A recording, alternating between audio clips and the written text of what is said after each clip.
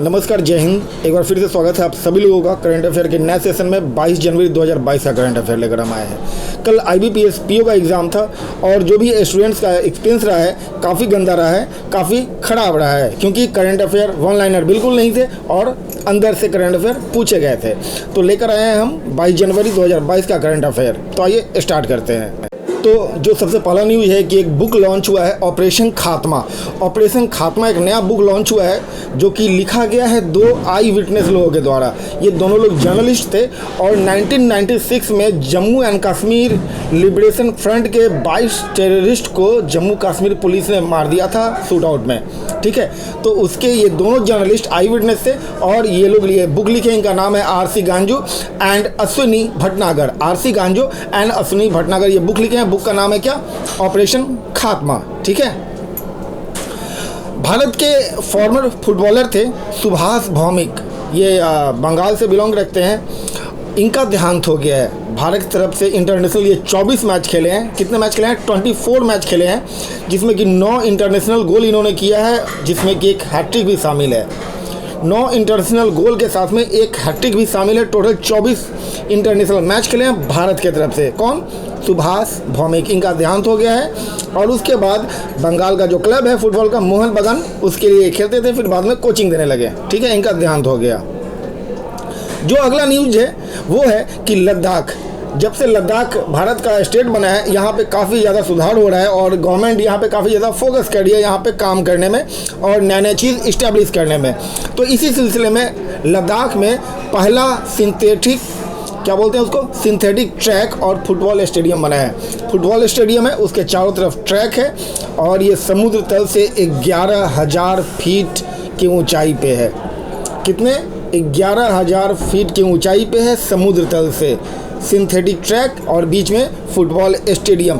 ये खेलो India programme के तहत बनाया गया है और जो इसका टोटल कॉस्ट पड़ा है इसको बनाने में कोई 10.68 करोड़ रुपए हैं।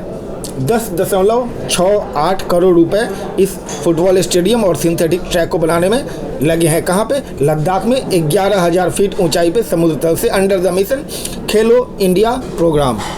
अगला जो न्यूज़ है, PM मोदी जी अभी अनवील किए हैं 216 फुट का स्टैचू ऑफ इक्वलिटी इन हैदराबाद।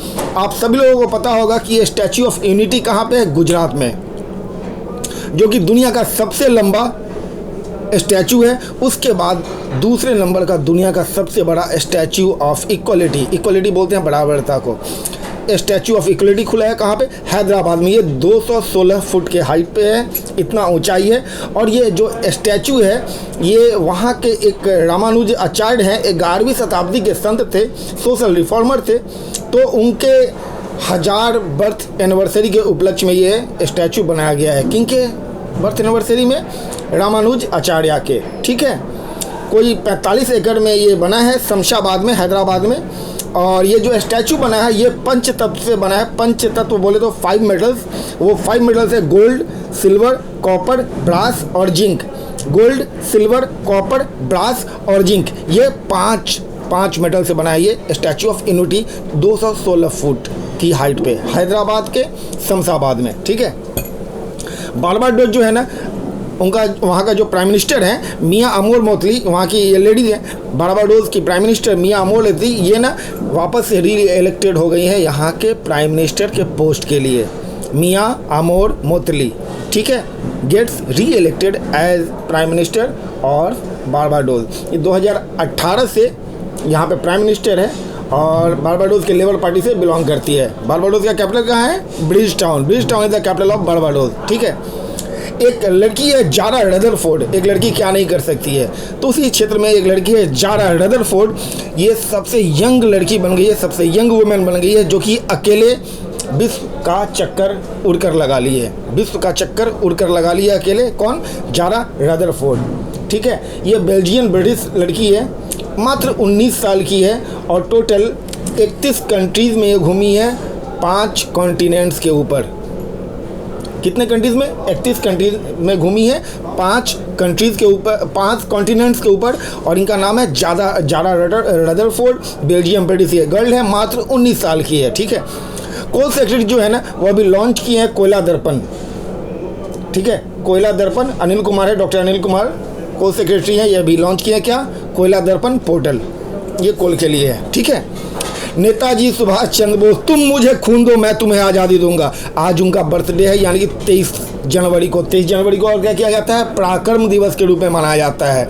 और इस बार सरकार ने घोषणा किया है कि 26 जनवरी का जो भी सेलिब्रेशन है 24 के बजाय 23 जनवरी से मनाया जाएगा, क्योंकि नेताजी सुभाष चंद्र बोस का जो बर्थ है वो 23 जनवरी को हुआ था, ठीक है। तो उनका एक बड़ा सा स्टैचू लगा है, कहाँ पे, इंडिया गेट पे। प्रधानमंत्री मोदी जी ने उसको अनवील किया है आज, ठीक है। सुष्मिता सेन मिस यूनिवर्स थी ये, और अभी हाल में इनका एक सीरीज़ आया था आर्या 2, 2 सीरीज़ आया। तो आर्या 2 के लिए इनको international association of working women award मिला है, ठीक है। International association of working women award मिला है सुष्मिता सेन को आर्या 2 के लिए।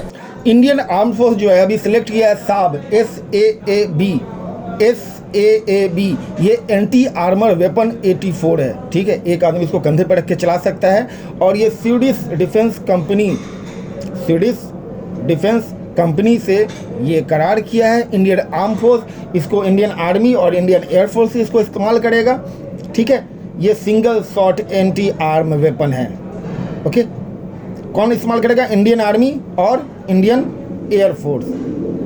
एक आदमी सिंगल अपने कंधे पर रख के इसको चला सकता है। इसका वजन 9 kg है, 200 मीटर तक इसका मारक क्षमता है। कंधा पर रख के मार दीजिए बम, फाड़ दीजिए कपार, ठीक है। पीएम मोदी अभी नया सर्किट हाउस का इनॉग्रेशन किए हैं सोमनाथ टेम्पल पे। सोमनाथ टेम्पल का है गुजरात में, नया सर्किट हाउस का इनॉग्रेशन किए हैं। इंडियन नेवी P-8I एयरक्राफ्ट, भारतीय नेवी का P-8I एयरक्राफ्ट जो है पार्टिसिपेट किया है। सी ड्रैगन 2022 एक्सरसाइज चल रहा है, ये यूएस के गुआम में। ये भारत के साथ में ना क्वाड कंट्रीज़ है, और उसके अलावा अमेरिका है, India, Canada, south Korea, Japan, Australia और अमेरिका। ये 6 कंट्रीज़ ना यहाँ पे, कहाँ पे, गुआम, GUAM, यूएस में जगह है, वहाँ पे सी ड्रैगन एक्सरसाइज कर रहा है। ये 2 वीक के लिए होगा, 5 जनवरी से 20 जनवरी तक ये एक्सरसाइज चलेगा, मतलब ख़त्म हो गया, ठीक है।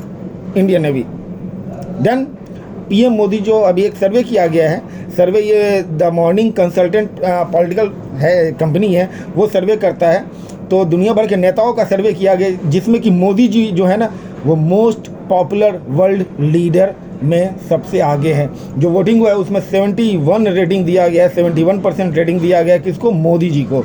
उसके बाद में मैक्सिको के प्राइम मिनिस्टर है, फिर उसके बाद इटली के प्राइम मिनिस्टर, जो भी है फॉलो ऑन, लेकिन आएगा तो मोदी जी सबसे नंबर 1 पे है। आपको करंट अफेयर कैसा लगा कमेंट करके बताइएगा, लाइक कीजिएगा, अच्छा लगेगा चैनल सब्सक्राइब कीजिएगा। जय हिंद, जय भारत।